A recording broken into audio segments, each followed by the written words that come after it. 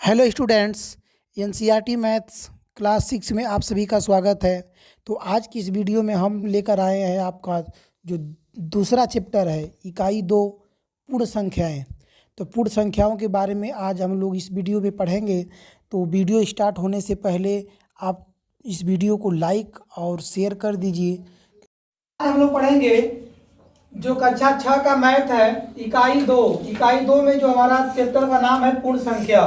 तो पूर्ण संख्या के बारे में आप जानते हैं, पिछले क्लास में पढ़े हैं संख्याओं के बारे में कि जो प्राकृतिक संख्या होती है तो प्राकृतिक संख्या किसे कहते हैं, प्राकृतिक संख्या किसे कहते हैं। तो गिनती की संख्या को हम लोग क्या बोलते हैं, प्राकृतिक संख्या बोलते हैं। अर्थात जो संख्याएं गणना के लिए प्रयोग में लाई जाती है उन्हें क्या बोलते हैं, प्राकृतिक संख्या बोलते हैं। और प्राकृतिक संख्याओं की जो फैमिली होती है इसमें यदि हम जीरो को ऐड कर दें, किसे ऐड कर दें, जीरो को, तो हमारा क्या बन जाता है, पूर्ण संख्या बन जाता है। तो पूर्ण संख्या का परिभाषा क्या हो गया कि प्राकृतिक संख्याओं के परिवार में जीरो को सम्मिलित करने पर क्या बनता है, एक पूर्ण संख्या बनता है। तो आइए स्टार्ट करते हैं इस चैप्टर को। तो चैप्टर में जो पहला सवाल है कि सबसे छोटी पूर्ण संख्या ज्ञात कीजिए। सबसे पहला जो सवाल है कि सबसे छोटी पूर्ण संख्या ज्ञात कीजिए। अभी हमने यहाँ पर लिखा था कि जो प्राकृतिक संख्या थी 1 2 3 4 5 और इसमें क्या किया था, जीरो को ऐड किया था, ये हमारा क्या बन गया था, पूर्ण संख्या बन गया था। और पूछ रहा है कि सबसे छोटी पूर्ण संख्या बताइए। तो सबसे छोटा क्या है, जीरो। तो पहले का आंसर क्या हो जाएगा, पहले का आंसर हो जाएगा जीरो। सबसे छोटी पूर्ण संख्या कौन सी है, जीरो है। अगला प्रश्न है कि संख्या रेखा पर पूर्ण संख्याओं को प्रदर्शित कीजिए। संख्या रेखा पर पूर्ण संख्याओं को प्रदर्शित कीजिए।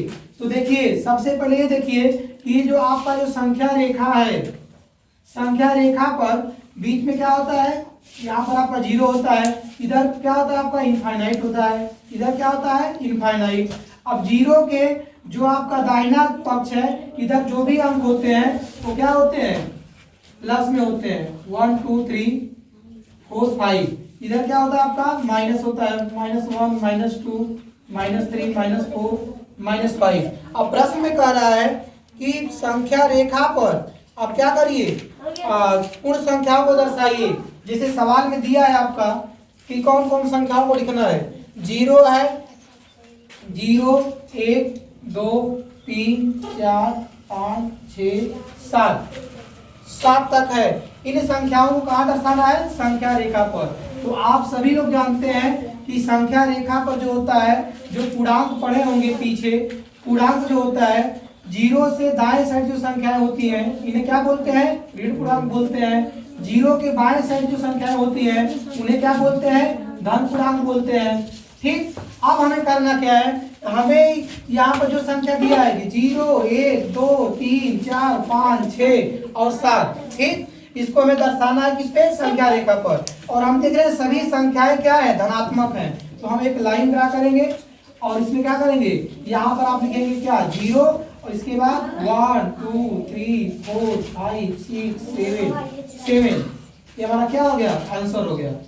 ये हमारी संख्याएं संख्या रेखा पर दर्शा दी गई।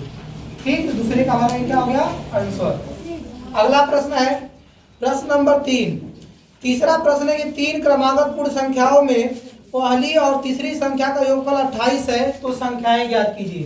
प्रश्न नंबर जो 3 है उसमें पूछ रहा है कि 3 क्रमागत संख्याओं में पहली और तीसरी। तो सबसे पहले आप मान लीजिए कि जो क्रमागत संख्या होता है, आप देखिए कि जो क्रमागत संख्याएं होती हैं, क्रमागत मीन्स होता है क्रमागत, क्रम धन आगत, मतलब कि जो संख्याएं किससे आए, क्रम में आए, मतलब लगातार आए। जैसे 1 है तो 1 के बाद क्या आना चाहिए, 2 2 के बाद 3 3 के बाद 4, मतलब जो संख्याएं लगातार आती हो उन्हें क्या बोलते हैं, क्रमागत संख्याएं बोलते हैं।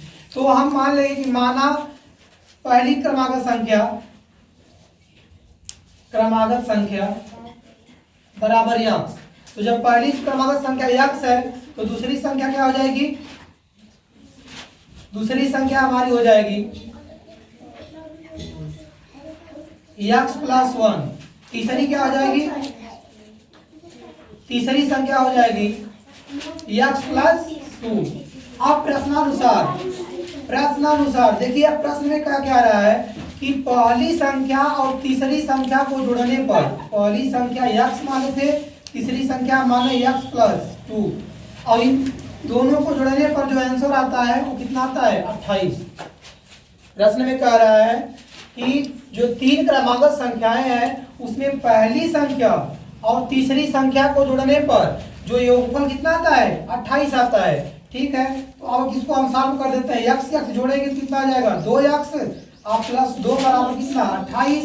यहाँ से हो जाएगा 2x बराबर 28 माइनस 2, तो x बराबर हो जाएगा कितना 26 अब बटा 2।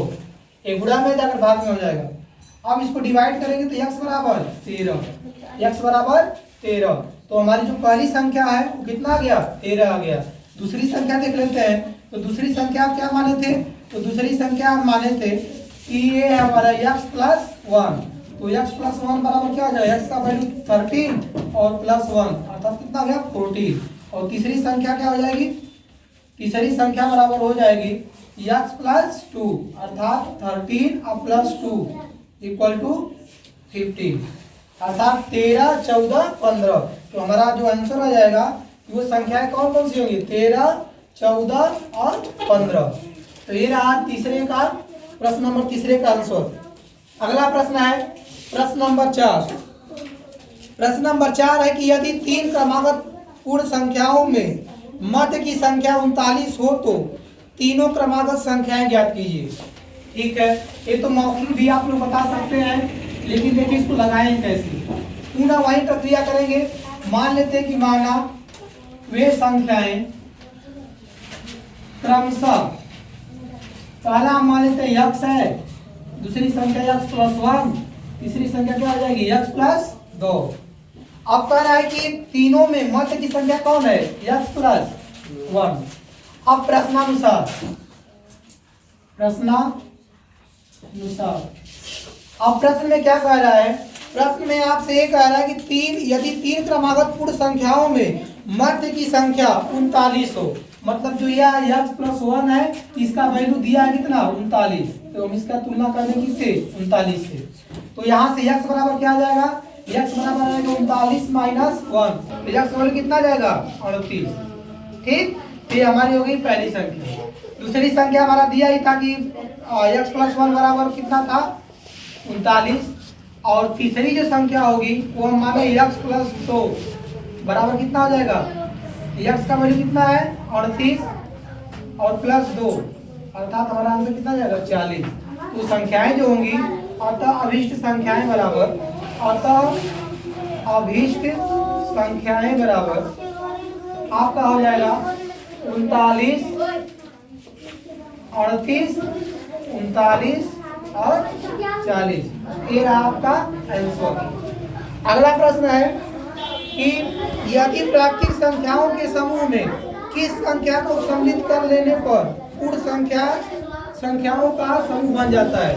तो अभी आपने देखा, हम ये बताए थे कि प्राकृतिक संख्याओं के परिवार में जैसे 1 है, 2 है, 3 है, 4 है, 5 है, 6 है, 7 है और 8 है, इसमें किस संख्या को सम्मिलित करने पर पूर्ण संख्या बनेगा। हमारा आंसर क्या हो जाएगा 0। 0 को शामिल करने पर यह एक पूर्ण संख्या बन जाता है। ठीक, तो आज के लिए इतना ही, मिलते हैं अगली वीडियो में। धन्यवाद।